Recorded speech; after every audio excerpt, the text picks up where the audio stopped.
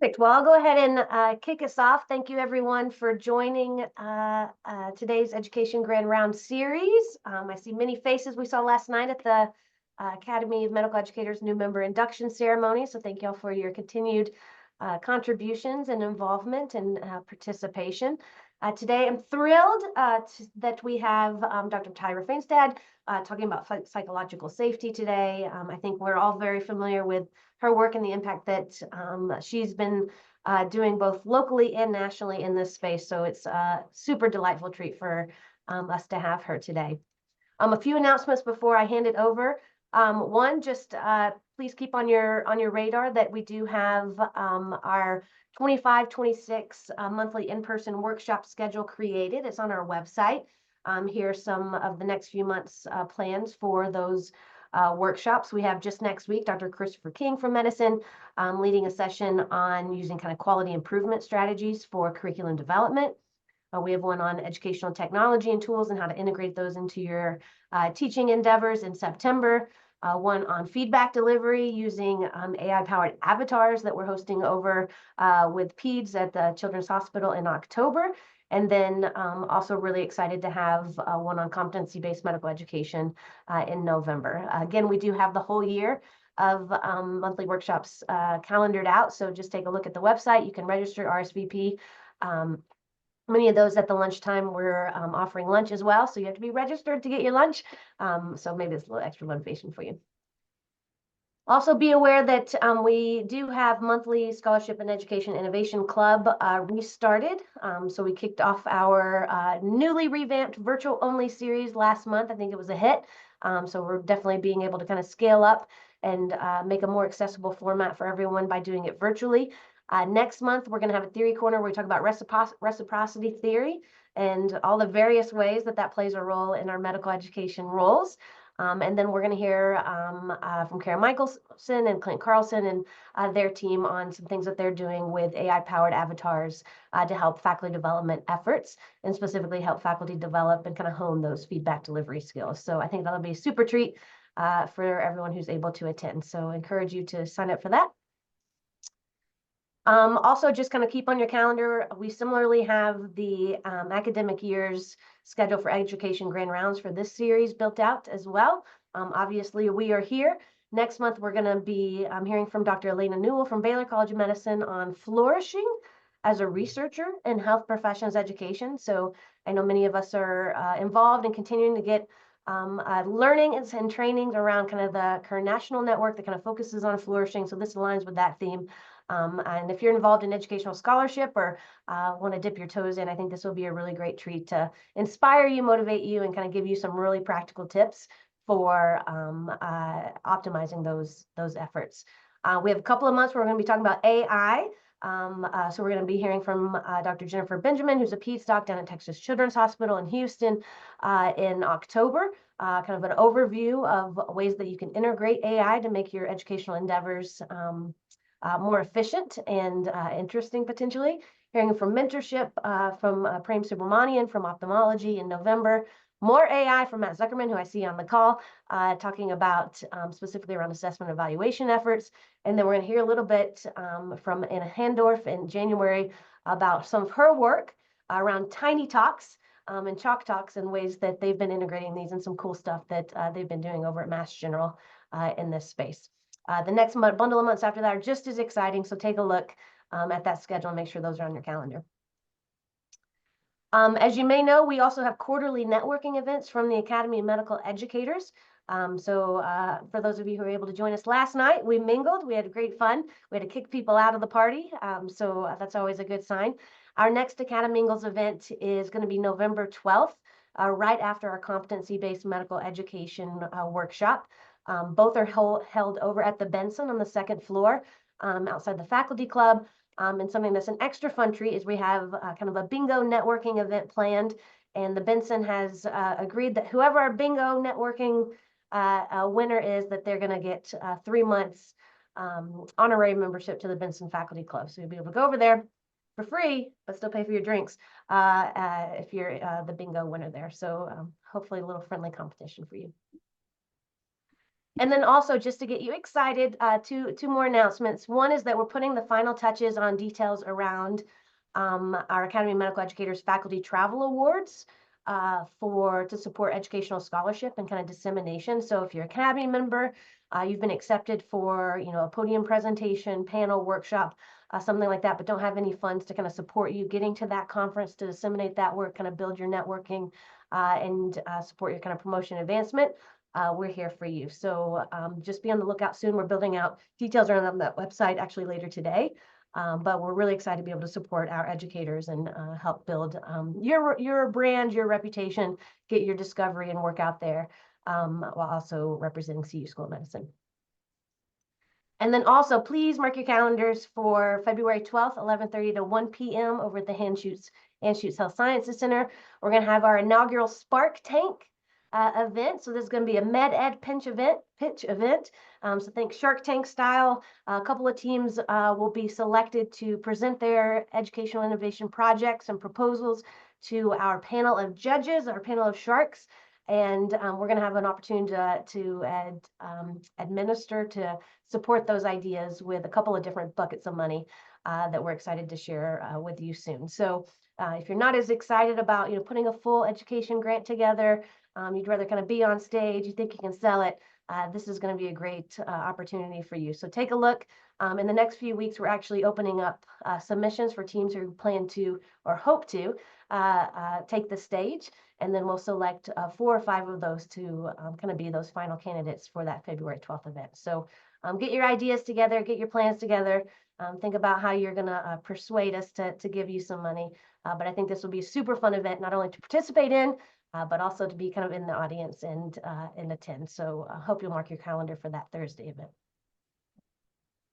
Okay, without further ado, I'm really excited to hand it over to Dr. Tyra Fainstad. As I think many of you know, she's an associate professor of medicine here at the University of Colorado, where she practices primarily clinically as a primary care doctor.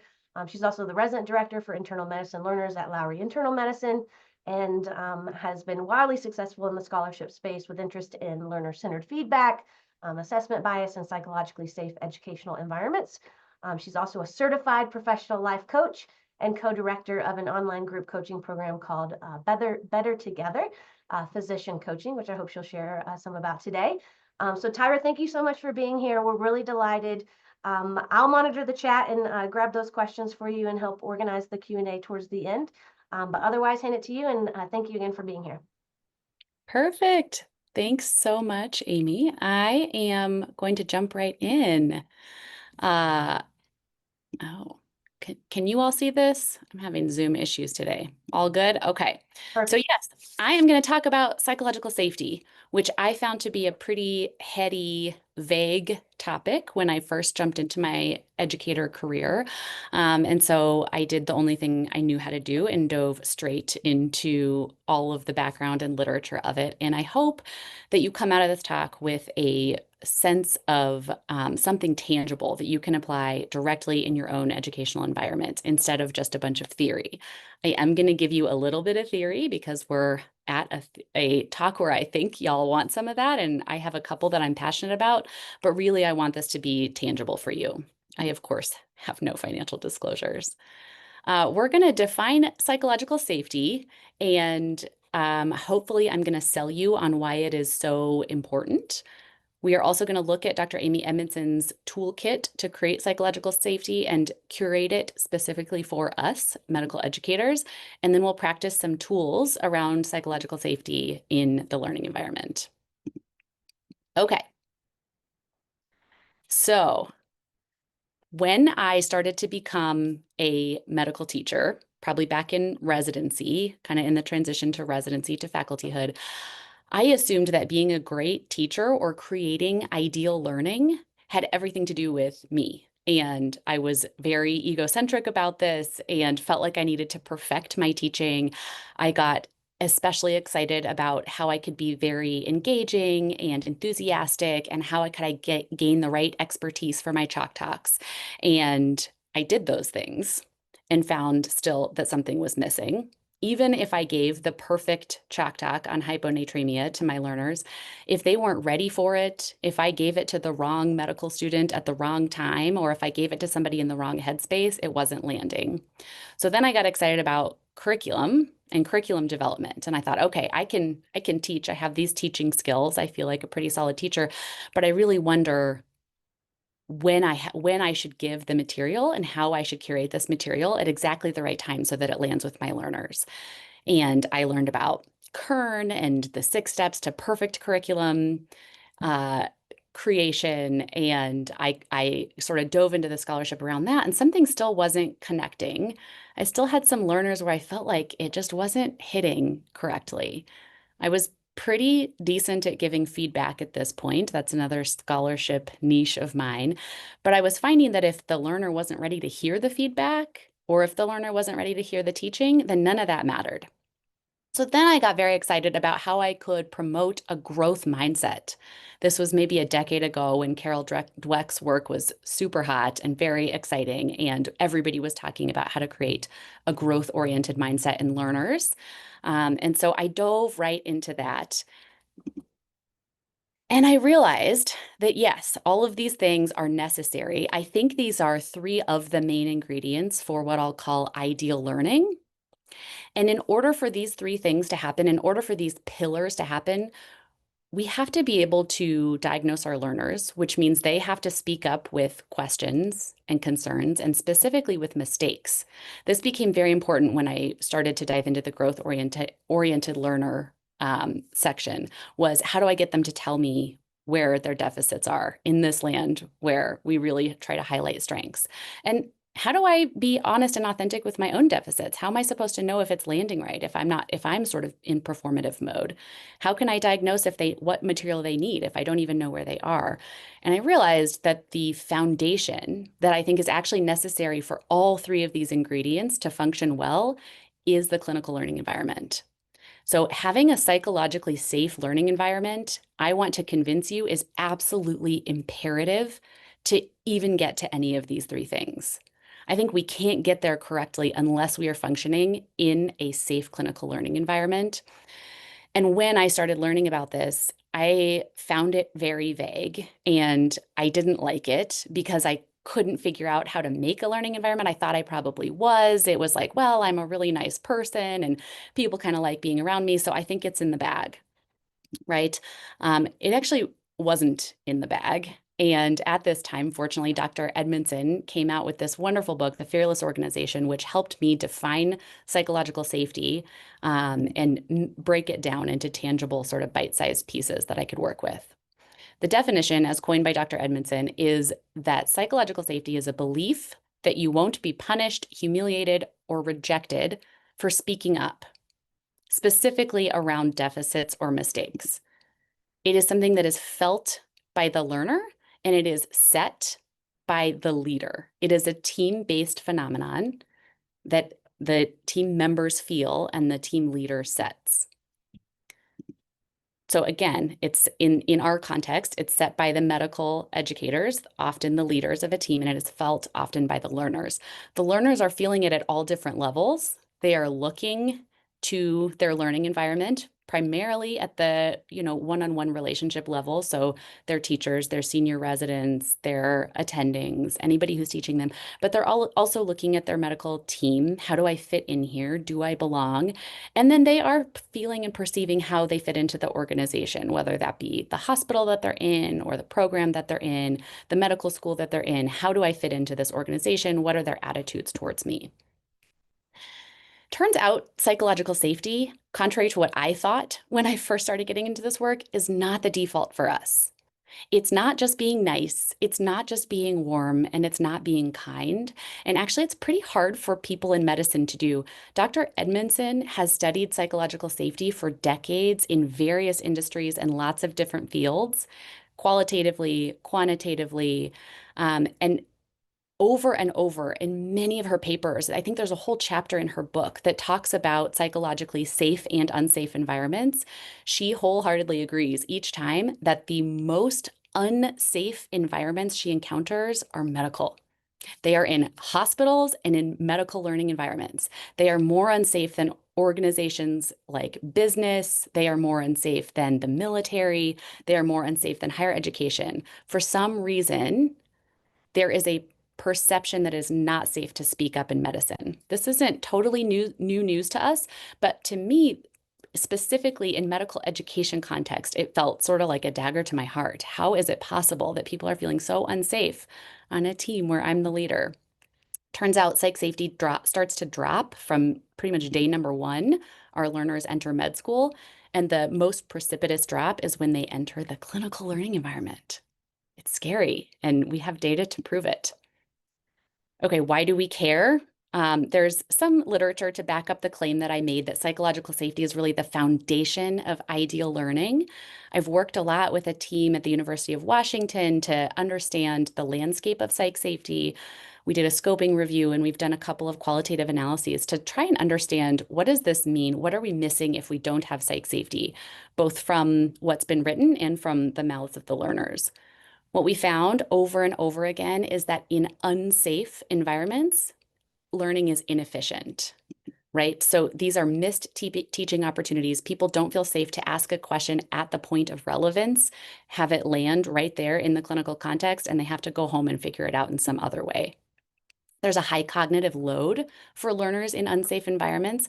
They essentially go into image management mode where they are trying to look good instead of learn, or simply trying to stay safe and avoid sort of belittlement or harassment. So they're very distracted. This becomes much more important.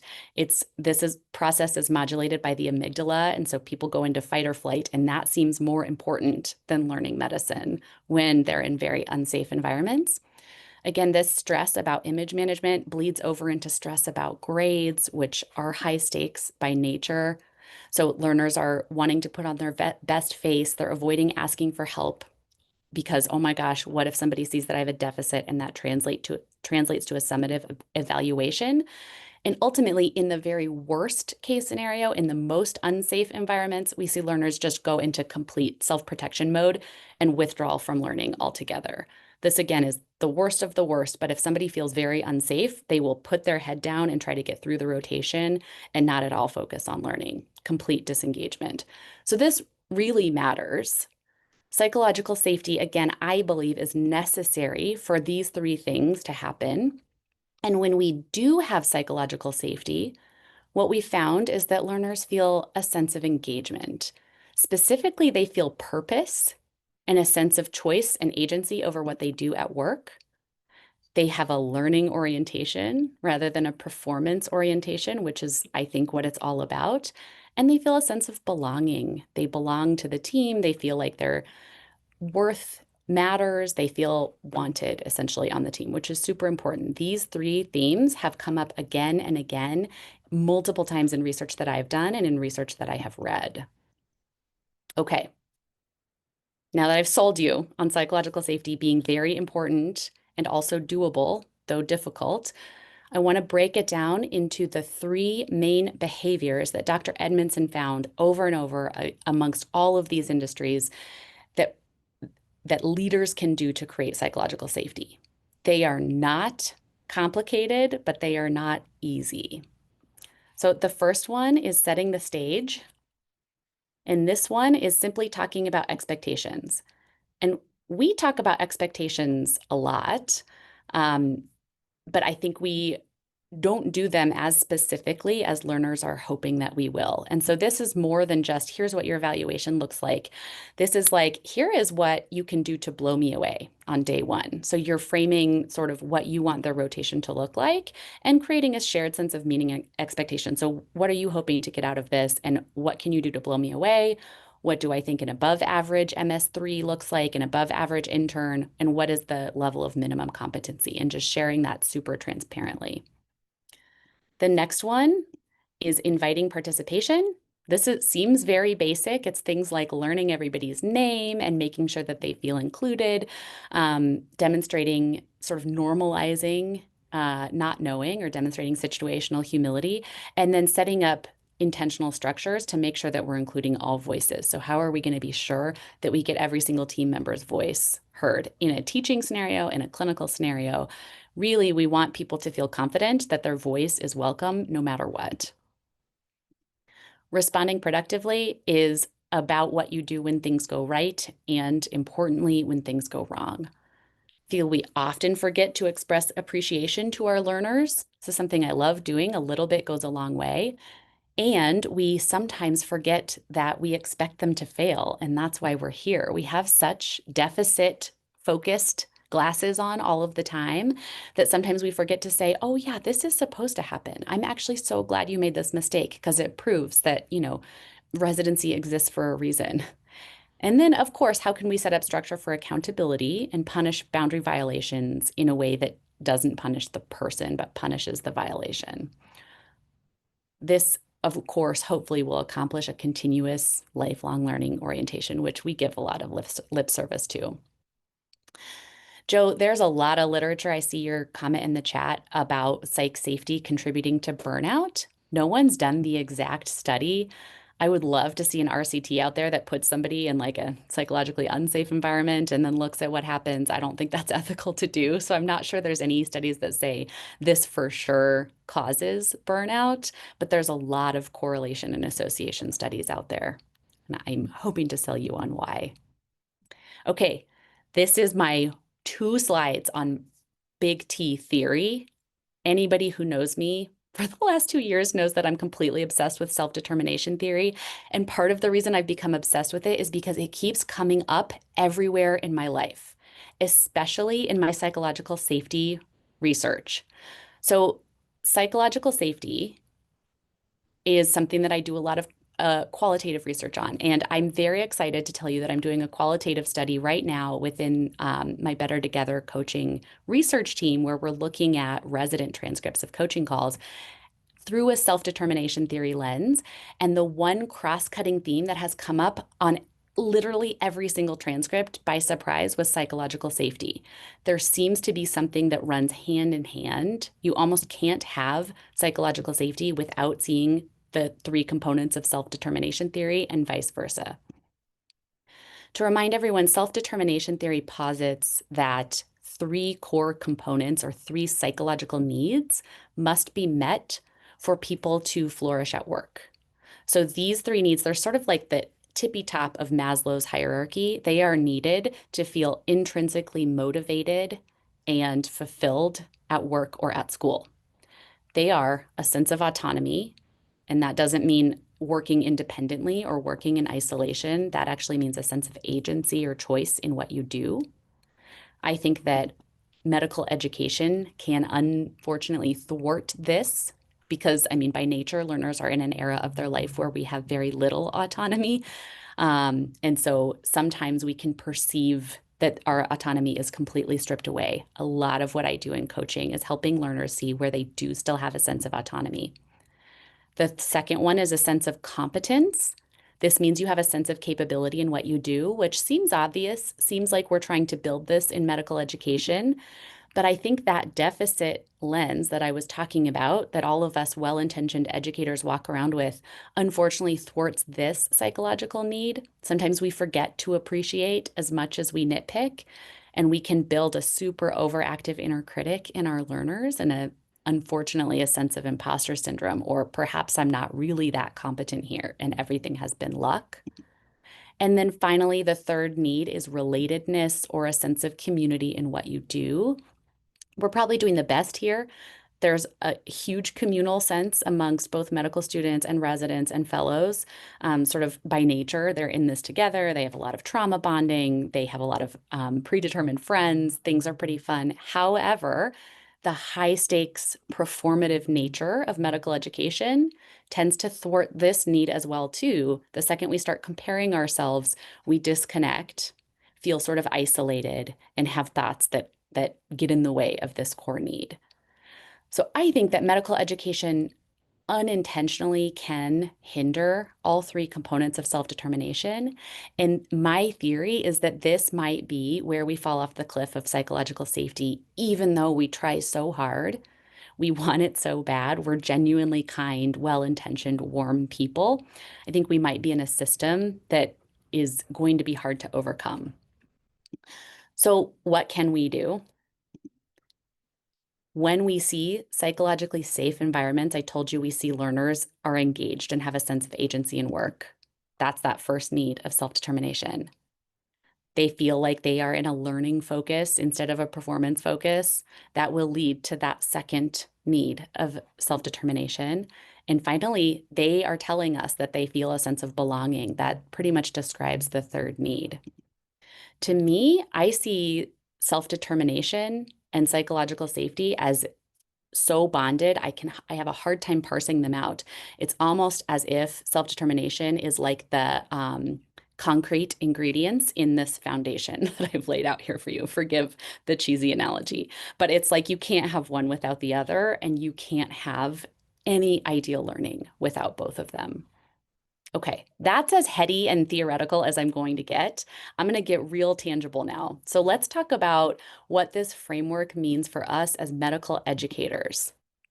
To me, I took these steps to mean, hey, make sure you greet your learners by name, express some happiness to have them there, set your expectations. We all sort of know how to do this, and then continuously emphasize team learning. This seems basic. And let me show you some challenging cases that we are going to work through together to try and reorient ourselves towards psych safety when it gets tricky. The places that learners have told us in our qualitative analyses that we are failing at this stage is when educators show any disinterest or annoyance towards learners, when there's unclear expectations. I can't tell you how often that comes up.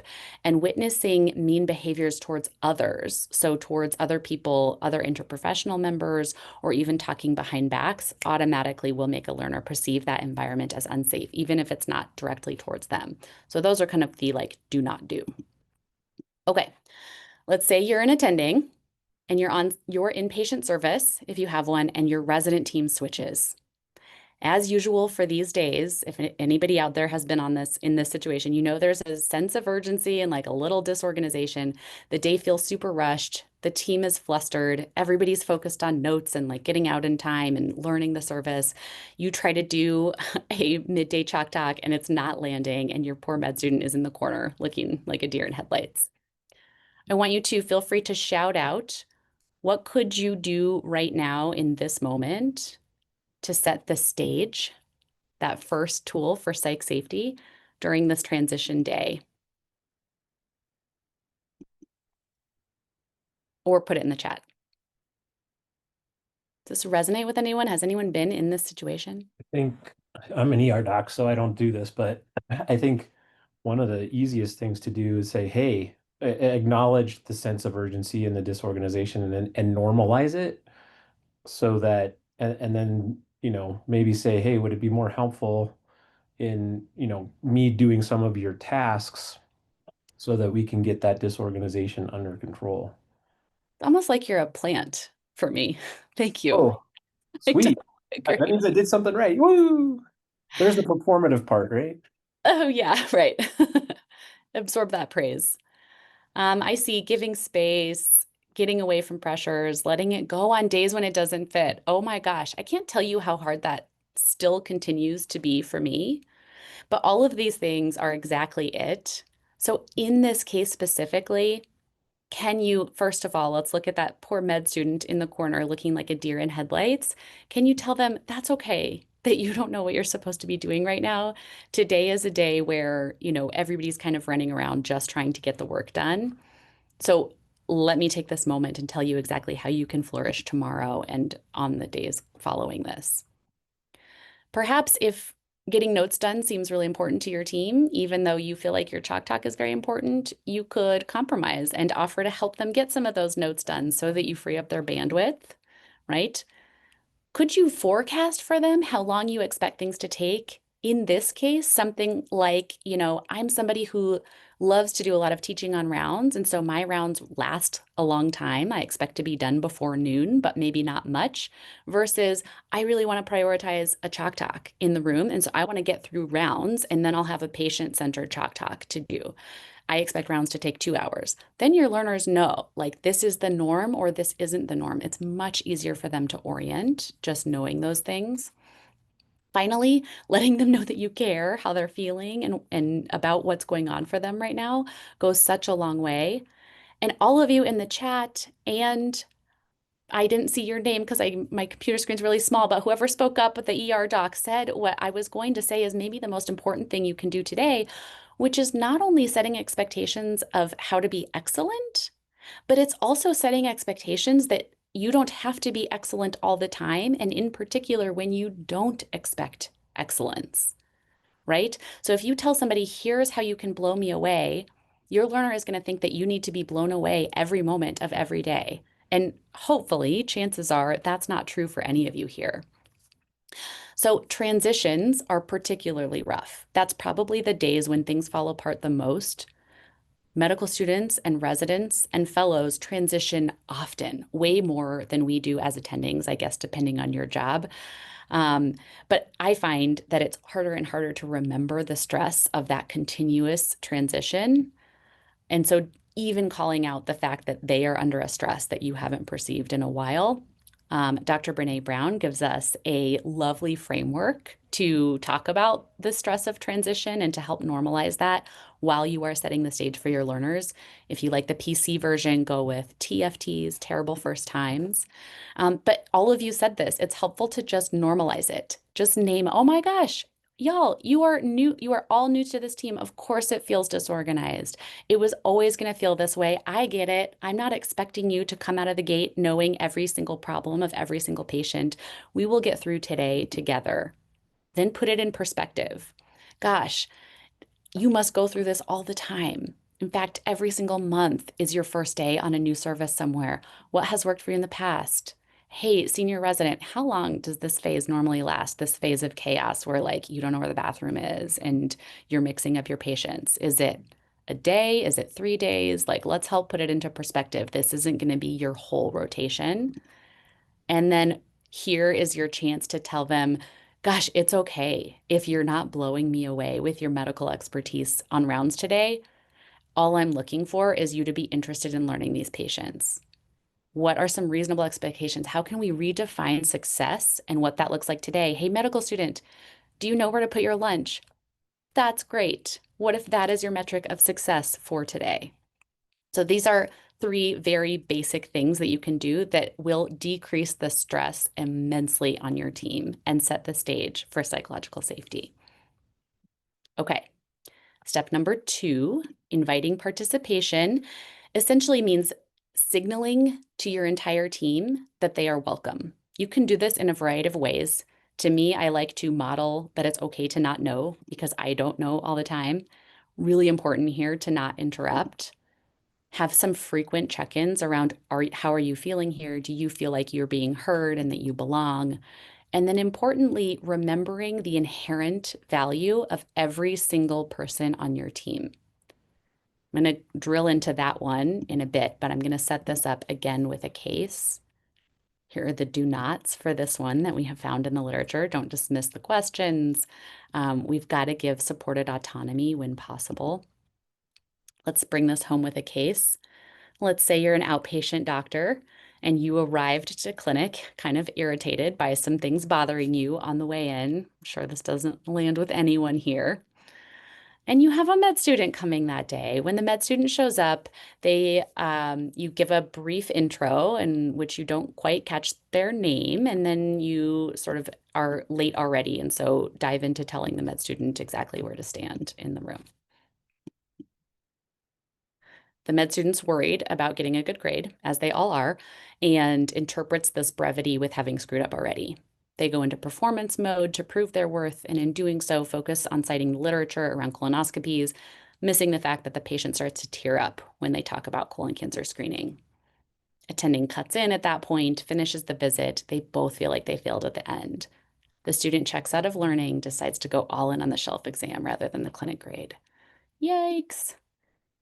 How, at this point, could the attending re-invite participation? And I'll give you a hint. How can you help that student regain a sense of competence and belonging and voice here?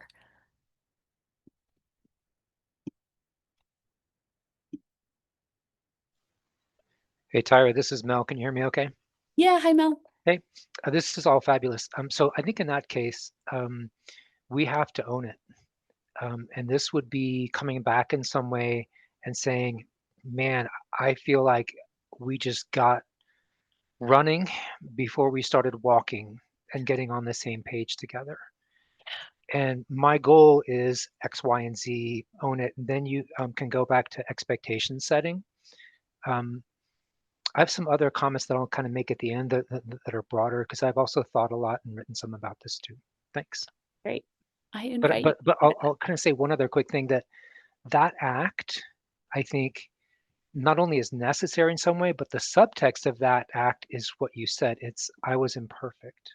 Yes. And there's something about authenticity and humility that can create such a powerful subtext that I think can be part of how we generate transformative learning Yep. environments. Yep. I totally agree. And I'm really glad that you said that. One of the things that we found in our qualitative analysis is that actually a sense of psychological safety is really easy to lose, and it's really hard to regain. Repair is possible. And the only times that we saw repair happen or heard about repair happening from the students that we studied were when their team leader directly said the words, "I'm sorry," which we hardly ever do. So I'm happy that that was the first thing that you noticed. It is hard to regain this after you lose it, but it is not impossible. And saying "I'm sorry" is a huge step. Yes, I see in the chat normalizing you're having a bad day, being humble, saying, calling out what you did wrong. Y'all are going to kill it on case 3. I can already tell. Oh my gosh, I'm excited you're here. Yes, remembering why it is something that we chose to have a learner with us, reminding them that actually we did choose this job. We want to be teachers. We are excited that they are there. They often forget and feel like a burden. That's their default. Also, get their name right. If you didn't catch the pronunciation, this is the time. It's always the time. And especially right now is the time. Tell me exactly how you pronounce that. Can we write it phonetically on the board? Redirecting towards supported autonomy here. So saying, gosh, I had to jump in right there. Sometimes I'm going to have to jump in, but I want to hand that autonomy back to you. I want you to take over that colonoscopy discussion on the next one. Avoiding interrupting as much as possible. I wrote this case specifically because it is vague around whether the attending should have interrupted. I think a lot of us would say that they probably should have in this case. And a lot of us would say maybe you could give the student another 5 seconds. This is more of an art of teaching than a science, but I think the general mission here should be to avoid interrupting as much as possible. Remind your learners that you are happy when they don't know something or when they do something wrong, because that's the whole point of them being here. And in fact, can we remind ourselves how that creates value on our team? This brings me to the hierarchy of physician training and the dark side of the hierarchy that we are all in. Looking at physician training for decades and even a century, it really has been founded on this fact that people have more value the higher up they are on the hierarchy or in rank, right? This dark side of a hierarchy was held up by behaviors that were really awful decades and decades ago. Hazing was pretty commonplace, harassment. This was all fed by ideas of mistrust and burnout and humiliation and physicians having to be deity-like figures. But again, worth has been determined by your status on the team for a long time. This is not working, as we know. It hasn't been working for a long time, and now we're starting to talk about it. So today we're talking a lot more about burnout, moral injury, imposter syndrome, but I think we still haven't addressed that hierarchy that exists that says I might be worth more than you if I'm higher up in rank. And it's my belief that until we address that belief, we're not going to get very far. We fortunately aren't having as much harassment and hazing and belittling, but we are having a lot of microaggressions. There's a lot of blame, there's a lot of comparison, and there's still these same sort of mistrust, isolation, perfectionism. People are coining terms like the arrival fallacy and imposter syndrome. Still, unless we change that core belief of our hierarchy, which can exist. I think we can have a positive hierarchy. We should have a hierarchy, of course, for clinical expertise and decision making. But until we make it clear that your worth is not dependent on your status on the team, but in fact, your worth is unconditional, it is there no matter what at the same amount as everybody else's, then we are not going to change the culture of medicine. So I think this is what we need to do to create a sense of psychological safety. And this has to start with the leader of the team. This has to start at the very top of the hierarchy, and it involves getting curious about how exactly every single person is bringing value to your team. So for me, it means asking, how is it true that my first year medical student is as worthy and as valuable as my expertise consultant that I'm about to refer a patient to? And when I frame that question that way, it becomes pretty clear that actually, well, my student is a lot of why I do my job. I love having students here. It's fun. It makes me more engaging. And in fact, sometimes they ask questions that are like out of left field that I'm not used to asking myself. And it helps me consider the patient in a totally new light. Actually, I've learned a whole lot more because of those kind of quirky first year student questions that I normally would never consider in my mind, and probably has made me a better doctor. In fact, is it true that their value is totally easy to see? And without them, I wouldn't be the same doctor or person at all. Joe, thank you. I see your comment. The arrival fallacy refers to this idea that life will feel better when I move up that hierarchy, when I move up another rung. I'll feel better when I graduate residency. Oh, now you got there and you're like, well, I guess I just need to get promoted to associate professor. Oh, I just need to get my 10th paper published. When really you keep gaining these accomplishments and never feel better in the way that you think you will. It's a fallacy that you'll ever actually arrive somewhere. I think this is because of the toxic culture of medicine that we have. But if we could incept this idea into our students, into our interns, into our first year fellows, that they are worthy no matter what, and here is how I see that, which means we have to believe it ourselves, then we're on our way. Okay. The third task for psychological safety is how you respond when things go wrong. And I think we really got into this with that last case because something did go wrong.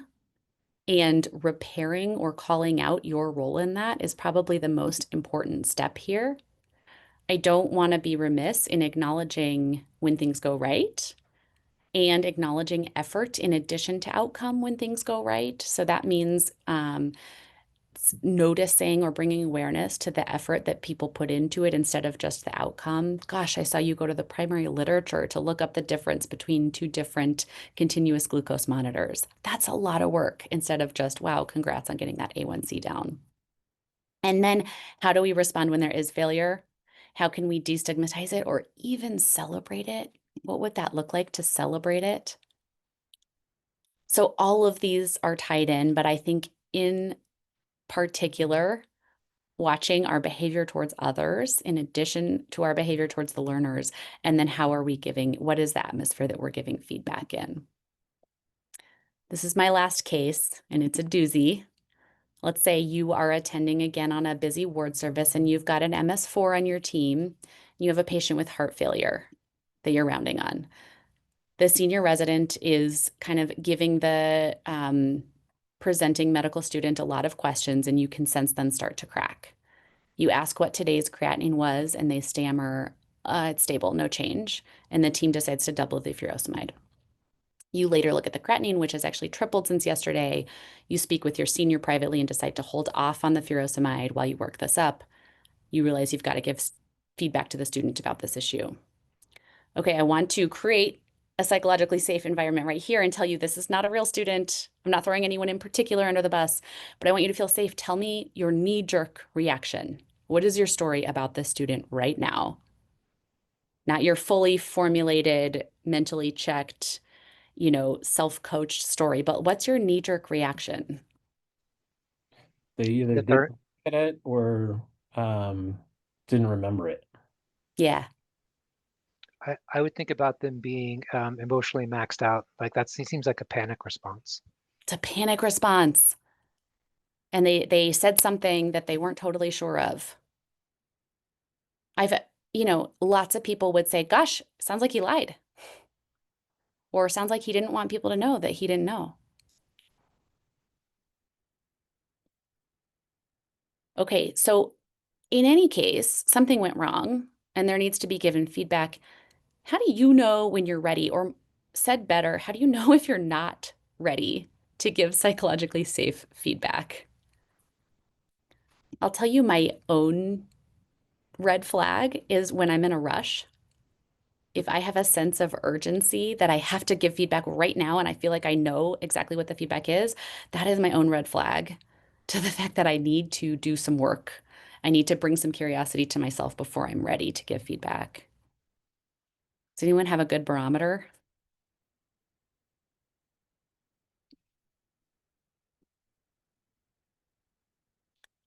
Okay, I'm going to offer you one, and it's the good Dr. Brown coming at you again. Brene Brown has written an engaged feedback checklist. This is a very sort of general checklist. She made it, she's an organizational psychologist, so she made it to be giving feedback to anyone. I have adapted this and taken out from her 11 checkpoints, 5 that I think are particularly important to us as medical educators. Number 1 is, am I ready to sit next to my learner rather than across from them? And to me, this framing means, am I ready to look at the problem on the same team as my learner rather than look at my learner as the problem? So I will do this like reorientation in my head. And in fact, if I'm giving them feedback, I will kind of put us on the same like horizontal line in the room, just so I can remind myself that we are together looking at what happened and what went wrong, and we're on the same team. It's actually a huge shift for me psychologically. It leads to the same thought, this second thought of, I can hold you accountable. I can hold your actions accountable without shaming or blaming. So can you look at this problem together, even if it was a behavior that happened, but make the behavior the problem and not the person? This requires, just as you all were doing already with this learner, putting yourself in their shoes. Gosh, can you remember what that feels like to be presenting to people that you think know more than you? Do you remember at all how stressful that is? Probably sleep deprived, probably looked up the wrong thing. What could that possibly be feeling like? How is it true that if you believe your learner is fully worthy and 100% valuable, how did this happen? The third one is, am I ready to ask questions before I'm ready to give the feedback? This is my own cue to slow down and get curious. So I actually have a list of questions for myself, like how I have a paper of a psychologically safe feedback paper on my desk that says, how is it true that my 100% valuable and good learner had this outcome? And then I have to come up, I get really curious. How could it be possible that they said the wrong thing? Oh my gosh, maybe they printed out their sign-off sheet at like 4:30 in the morning before the labs were updated, and they literally didn't know that the creatinine had tripled. Oh, right, that happens. They pre-round at the crack of dawn. Perhaps somebody gave them an old sign-out sheet and they just hung on to it. Perhaps they didn't know how to look up, like maybe it's their first day on the rotation and they didn't know where to look in Epic for the labs. Perhaps, somebody else told them, did they overhear a nurse saying that the creatinine was stable and they took that as fact? How is it possible that your story is totally wrong? And then finally, you all did this so well with case number 2. How is it true? Let's say worst case scenario, the student got flustered and just lied. Worst case scenario, how did you create that outcome? What was your part in that outcome? What kind of environment is the student in where they feel like they have to lie or deflect or gloss over something that they didn't fully know? How have we failed the learner? How has the system failed the learner? How did I make them feel so unsafe to say, I actually don't know what the creatinine is today. I only have yesterday's value, if that was in fact the case. And then, can I say that out loud? Oh my gosh, I can't believe how stressed you must have been feeling.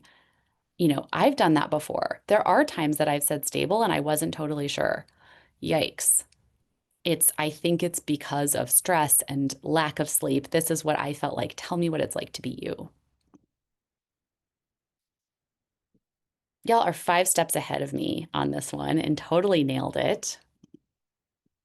So here we are in responding productively, destigmatizing, celebrating failure, remembering the value.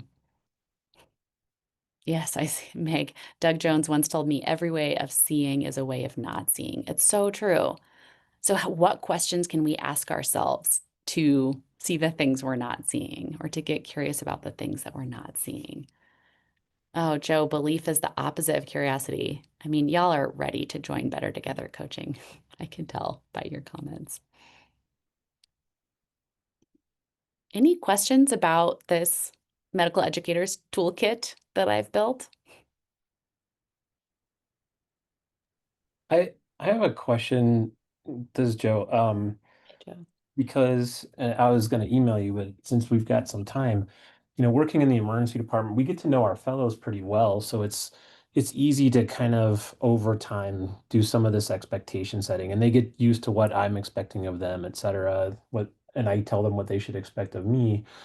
But for our residents, whether they're emergency medicine or peds or family medicine, we may work 1 or 2 shifts and we're getting sign out. I've never met this person before. We've got a whole bunch of patients we just took over. New patients are showing up. So I'm wondering, like, is there like, how do you do that same, like, set expectations Yeah. in a concise format that still creates that psychological safety that allows the learning to happen? Do you have something you're already doing that works for you? Well, I do. I tell them a few things, which I think kind of get back to those core principles. I tell them these are your patients. I am just here to make sure that they're safe. I tell them I want you to make the decisions, and I won't let you do anything that's unsafe, not indicated by the literature, or unnecessarily invasive because I'm peds. Um, and I tell them that I am going to push them a little bit to be a little uncomfortable in the decision making because that point of optimal frustration is where the best learning happens. And then once something I've recently added is tell them, hey, I'm working on something. And like the last time was my last shift, I'm working on not being quite so short-tempered with my consultants when they're not responding in the way I want them to. So that they understand like I'm asking for their feedback. And then, Oh, that takes 3 or 4 minutes. But I don't know if I'm doing a good job of creating that safety or actually making it worse. oh my gosh. I would open it up to the floor to go around and offer why we all think you're doing an amazing job if we had time. But I just want to point out, I was furiously scribbling down because I had a feeling that you would hit on the 3 components of self-determination theory, and you did. The first thing you do is tell them what you expect and how much autonomy you're going to be giving them explicitly. You're the doctor. The second thing you do is saying, here's what I expect of you, and incepting that you believe in their competence with support. I think you can do this. I've got you. I'm going to step in if things go wrong, but like I have a belief in your competence. And then you tell them what you're working on. I was wondering how you were going to get to relatedness, and I thought maybe that was going to be the missing one, but you did it at the end by telling them, I'm working on something too. We're in this together. We're always learning, and I expect that I'm going to fail. That's normalizing and creating a connection. So I think you could just keep doing that. One tip specific for that environment of constant learner turnover that I might add is just a sense of normalizing what you just came to me with, which is, oh my gosh, I wish we had the luxury of getting to know each other for months and months, and we don't. And so it's probably going to feel uncomfortable, and normalizing that struggle. You're having a like everyday transition. And so using that framework of the FFTs to say, of course, it feels uncomfortable. We're not going to get to know each other. And there's still beauty and growth here within that. I just want to normalize that. I don't expect this to feel as good as, a LIC relationship would or a longitudinal relationship would. Thank you. Nice job. Self-determination theory in action. Okay, I want to leave time for any other questions and just loop back to our learning objectives. I hope I sold you on psych safety as being absolutely imperative and not necessarily our default. I explained a curated toolkit given to us by Dr. Edmondson and then curated for our learning environment. And then finally, again, tips focused on these facets of self-determination. And I want to close. Somebody asked me in the very beginning about the link between psych safety and burnout, and we haven't had that perfect study. There actually is half a century of studies, including some really interesting and creative RCTs around self-determination theory and burnout. And so if they are, in fact, inextricable, which I believe that they are, if self-determination is the ingredients for that concrete foundation, then I think we're onto something here. And this is truly how we change medical culture. What questions do you have? I'll Fabulous. ask a question. I was wondering if you have any tips for preaching this to people other than the choir. So if you have a fellow faculty member or colleague who not that I'm saying any of us are perfect at this just because we came to this talk, but how do you have small coaching bites you could share if we are in the position of needing to give feedback to a colleague that something they're doing is not contributing to the psychological safety of their learner team? Totally. Thank you for bringing that up. And I love that you all are the choir. It feels so warm and fuzzy and automatically psychologically safe to be in front of the choir, but not everyone is the choir. What I would say, so I have, a couple of different leadership roles. I'm in a leadership role in my physician coaching program. And so if you have a leadership role, sort of taking a talk like this, or maybe even like just a bite-sized 15 minutes, here's Dr. Edmondson's framework. How could we fit this into our clinic or our program or my clerkship? Back to those folks. If you are in a leadership role, then you might have the luxury of having automatic talk time in front of your group. But if you're not, even more importantly, I guarantee whatever director is above you in whatever role, we're all in academia, so we all have 20 different bosses. And I guarantee one of those bosses would be like the gift of their year if you said, hey, could I harness one of your meetings and do some faculty development on this? Truly the gift of their year. I have found it doesn't work as well to single somebody out that you're worried about and say, hey, why don't you come into my office and let me tell you about this cool thing I learned? Like that, I don't think that's ever going to land. But if you can curate a talk, and especially if you can make those 3 cases fit cases that you all collectively see, I think it's going to land a lot better. Hi, Mel, I see your hand. Hey, Tyra, I know we're at time, but just one other idea and something that we've tried to do is that in addition to, I think, what you described in terms of like a faculty development moment, think about whether your groups could create a shared document of expectations. And so that this every day, someone has different, like we should be good enough. Yeah. That our expectations are consistent. And those are such powerful conversations to have because we can basically bake in all the things that you said and then bring it to life in a way that's more consistent and better. And having curiosity to say, I'm sure I'm missing things. I'm sure I'm getting things wrong. What do you all see as important that I missed here? Oh, that's such a good idea. Anyone else have questions? Well, Dr. Fainstad, you clearly, your topic resonates for sure. And I have no doubts that you're already getting emails from some of the attendees about further questions and additional opportunities for collaboration. So thank you so much for everything. Thank you for sharing the framework, practical tips, having interactive opportunities and scenarios that are very realistic for everyone on the front line. So we're delighted you spent some time with us today. Thanks everyone for attending. And we'll see you next month at our next Education Grand Rounds. Thanks for having me. Thanks, everyone. Bye.